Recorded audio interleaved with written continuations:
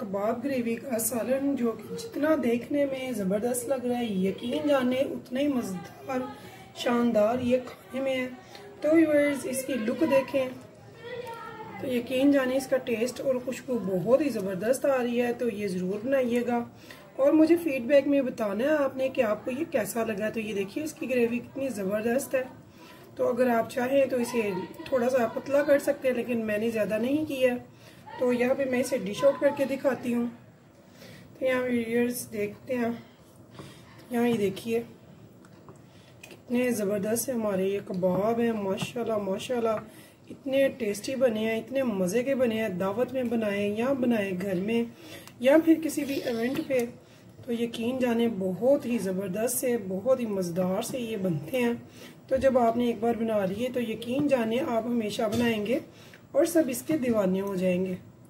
तो इतने मज़ेदार से ये कबाब की रेसिपी जो कि बहुत ही ज़बरदस्त बनती है। अगर आप सीखना चाहते हैं तो चलते हैं रेसिपी की तरफ, जो कि बहुत ही ज़बरदस्त है, इजी है, टेस्टफुल है। और ये 1 किलो कीमे के मैंने ये देखिए देगचा भर के माशाल्लाह से मेरा ये बना और काफ़ी ज़्यादा बनते हुए ये खाए जा चुके हैं। तो बहुत ज़्यादा तो इसमें से खाए जा चुके हैं।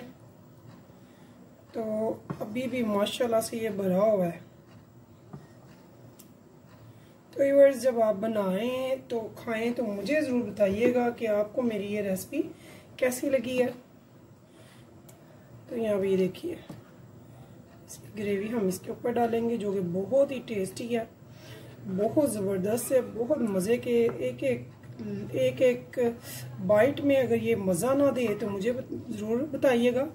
तो व्यूअर्स, अगर आपको मेरी ये रेसिपी पसंद है तो चलते हैं रेसिपी की तरफ, जो कि बहुत ही लजीज और टेस्टफुल है।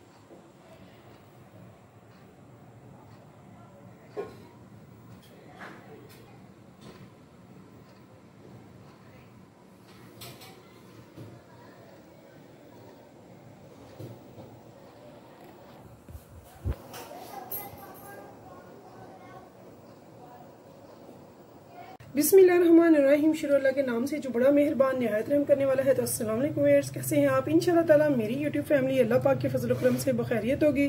तो यहाँ पे मैंने ले लिया है कीमा मैंने डबल मशीन में निकलवाया हुआ है। तो हम बड़े मज़ेदार सा सालन बना रहे हैं कबाब का। तो यहाँ पे इस कीमे में मैंने हरी मिर्चें, प्याज और अदरक को निकलवा लिया मशीन में, ताकि वो अच्छे से इसमें बहुत ही बारीक सा पिस जाए। तो यहाँ पे मैं चंद स्पाइसेस ले रही हूँ। यहाँ पे मैंने हाफ ले लिया है टेबल स्पून नमक का भरकर। तो कीमा मेरा किलो से थोड़ा ऊपर है। तो हाफ टेबल स्पून मैंने कूटा दरदरा हुआ ये सफ़ेद ज़ीरा लिया है।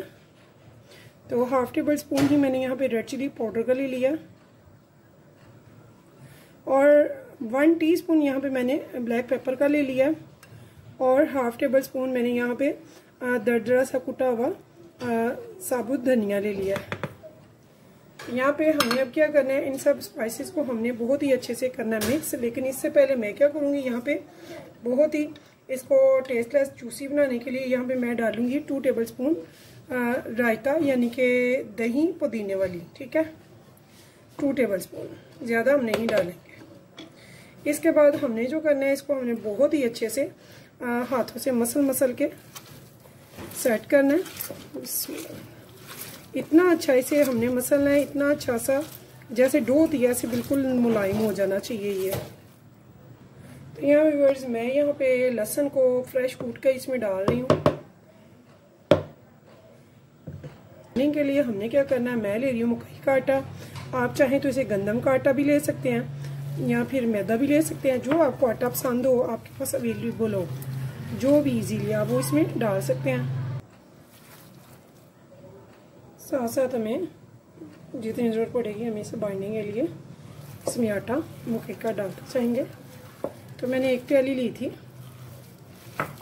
जिसमें के 8 बड़े टेबल स्पून आते हैं। तो ये आपके कीमे पे डिपेंड करता है, आपके पास कीमा कितना है तो उसी हिसाब से आप डालेंगे। यानी कि आप मेन देखेंगे इसकी बाइंडिंग अच्छी होनी चाहिए, ठीक है। तो आटा, चावल का आटा, गंदम का मैदा, कोई भी आप जो भी आपको पसंद है, जो भी आपके पास है अवेलेबल है वो आप इसमें डाल सकते हैं। जो अभी भी नहीं हुई मेरे ख्याल से। तो ये मैं मक्के का भी गंदम का आटा डाल रही हूँ। मैं भी अगर हमें और ज़रूरत पड़े तो हम और भी इसमें डालेंगे।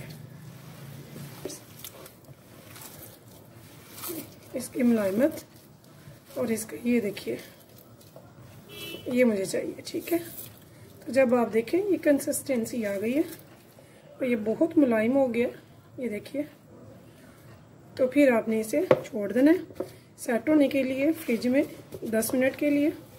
तो अब मैं इसे रखती हूँ फ्रिज में, मिलते हैं 10 मिनट के बाद। तो यहाँ देखिए व्यूअर्स, हमने एक बड़ी कढ़ाई ले लिया है, इसमें हम डालेंगे 1 कप भरकर मस्टर्ड ऑयल का।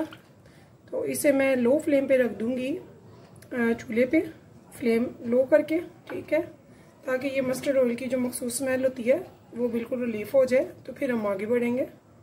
तो ये देखिए व्यूअर्स, मुझे पूरे 10 मिनट हो गए हैं, मैंने इसे फ्रीज़र में रखा हुआ था। अब एंड पे बिल्कुल ना मैंने इसमें डालना है इसको जूसी और सॉफ्ट रखने के लिए, ताकि ये सुकड़े नहीं, जो कि अक्सर श्रिंक हो जाया करती हैं हमारे जो कबाब होते हैं कीमे के। तो हमने एंड पे क्या डाला है यहाँ पे, जब हमने इसको शेप देनी है तो मैंने 1 टीस्पून भर के इसमें डाल दिया है मीठे सोडे का, ठीक है।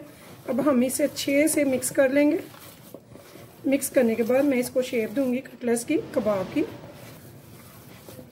तो ये तसल्ली होनी चाहिए कि बीच इसके जो हमने मीठा सोडा डाला वो बहुत अच्छे से इसमें मिक्स हो गया हो, ठीक है।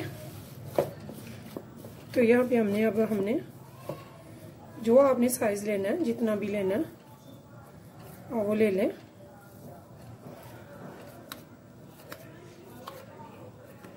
इसे ऐसे दबाते हुए, तो मैंने पहले भी काफ़ी वीडियोस में बताया है, कोई भी खाली कैप भी आप ले सकते हैं अगर बहुत अच्छा सा आपने शेप देनी है, बहुत ही नाइस सी, जिसे कि कहते हैं बहुत नीट, बगैर किसी मेहनत के। तो यहाँ पे मैं अच्छे से इसे दबा के तो इनके कटलेट्स बना लूँगी और एक प्लेट में रखती जाऊँगी। प्लेट बढ़ जाएगी तो उन्हें हम डालेंगे कढ़ाई में, बाकी के फिर बनाना शुरू कर देंगे।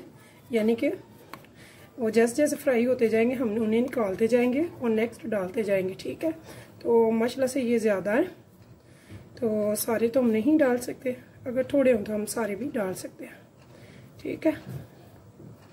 तो ऐसे ये सारे मैं बना लूँगी।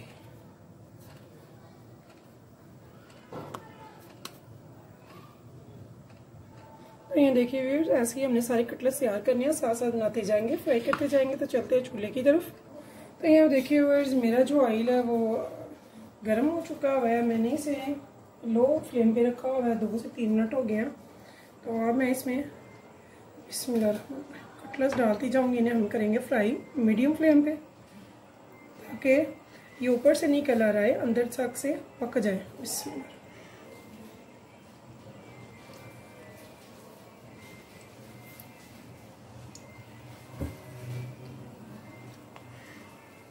तो जैसे ये फ्राई हो जाएंगी, कलर चेंज होता जाएगा, हम निकालते जाएंगे और दूसरी नेक्स्ट डालते जाएंगे। तो यहाँ देखिए, इसे हम आराम से चेंज करेंगे। देखिए ना ये सुकड़ियाँ ना छोटी होंगी इंशाल्लाह, और इंशाल्लाह ताला ना ये टूटेंगी। इनकी बाइंडिंग बहुत अच्छी सी होनी चाहिए, तो ये बहुत ही अच्छे से कट के हमारे कबाब तैयार होंगे।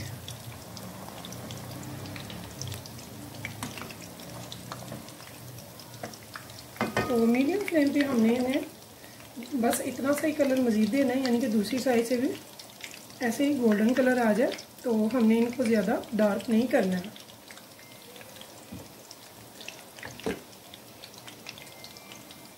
तो अब देखेंगे दूसरी साइड भी।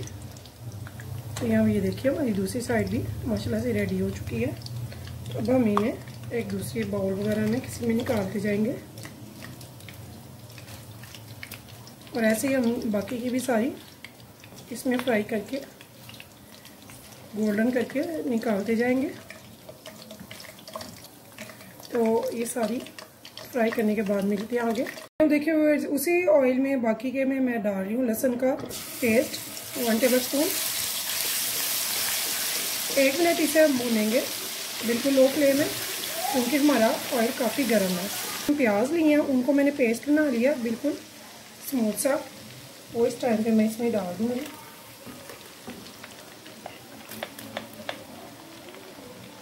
इसे भी हम भूनेंगे यहाँ तक कि इसका कच्चापन दूर हो जाए और थोड़ा सा ये कलर में आ जाए। और यहाँ पे मैं इसकी फ्लेम कर दूँगी मीडियम।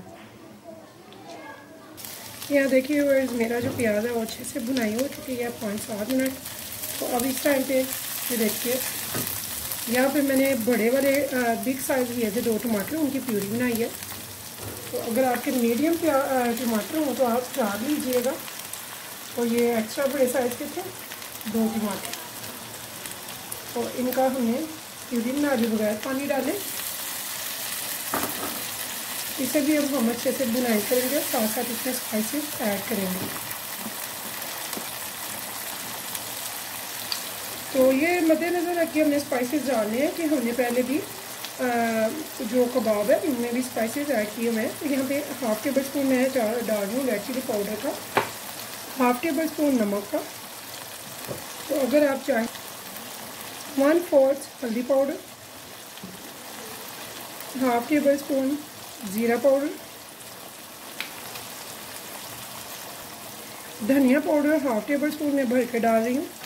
तो ये हमने इसमें सारे स्पाइसेस जो हैं ऐड कर दिए हैं। अब इस मसाले को बहुत ही अच्छे से बुनाई करेंगे ताकि ये बहुत ही मज़ेदार सा टेस्टी सी हमारी कबाब की ग्रेवी रेडी हो। इसे हम बहुत अच्छे से बुनाई करेंगे ताकि ये सारे मसाले वगैरह जो है स्पाइसेस इनका कच्चापन दूर हो जाए। तो यहाँ देखिए हमारा बहुत ही अच्छा सा मसाला जो है वो माशाल्लाह से भून चुका है और मसाले ने जो घी है वो छोड़ दिया। तो ये आप देख सकते हैं। तो इस टाइम पे हमें क्या करना है, हमने इसमें डालना है पानी। तो पानी आप अंदाजे से भी डाल सकते हैं जितना कि आप ग्रेवी रखना चाहें। यहाँ पे मैं तकरीबन 1 गिलास के बराबर डाल दिया है इसमें पानी। तो मुझे बहुत ज़्यादा ग्रेवी नहीं चाहिए। तो यहाँ पे मैंने ये देखिए इसे हम उबाल आने देंगे।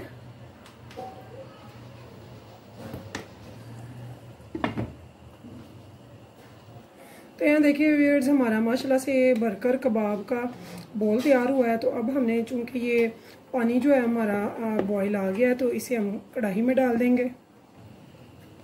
तो ये आप देख सकते हैं इसमें उबाल आ चुका है। अब हम इसमें अपने कबाब डाल देंगे। बिस्मिल्लाहिर्रहमानिर्रहीम। तो बहुत ही ज़बरदस्त सा लजीज सा हमारा कबाब का जो सालन है वो बनकर रेडी हो रहा है। तो व्यूअर्स अगर आपको मेरी ये रेसिपी पसंद आए तो प्लीज़ मेरे चैनल को लाइक सब्सक्राइब ज़रूर कीजिएगा और कीजिएगा शेयर मेरी रेसिपीज़ को अपने फैमिली फ्रेंड्स के साथ। इंशाअल्लाह ताला फिर मैं मिलूँगी आपके साथ आपको नई रेसिपी के साथ और बताऊँगी आपको नए नए तरीके नई नई रेसिपीज़ के। तो मुझे रखिएगा दुआ में याद। इस उम्मीद के साथ चलती हूँ, अल्लाह हाफिज़। ठीक इसे 10 मिनट के लिए मैं रखूँगी स्टीम पे बिल्कुल लो फ्लेम पे।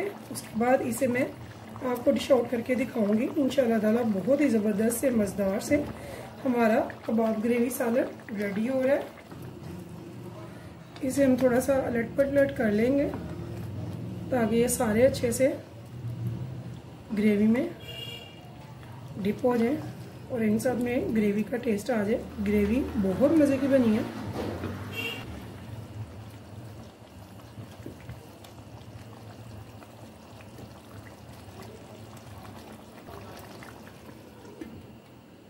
तो 10 मिनट के बाद मैं आपको डिश आउट करके दिखाऊंगी हमारी आज की मज़ेदार सी टेस्टी सी बहुत ही ज़बरदस्त सी कबाब ग्रेवी सालन की रेसिपी।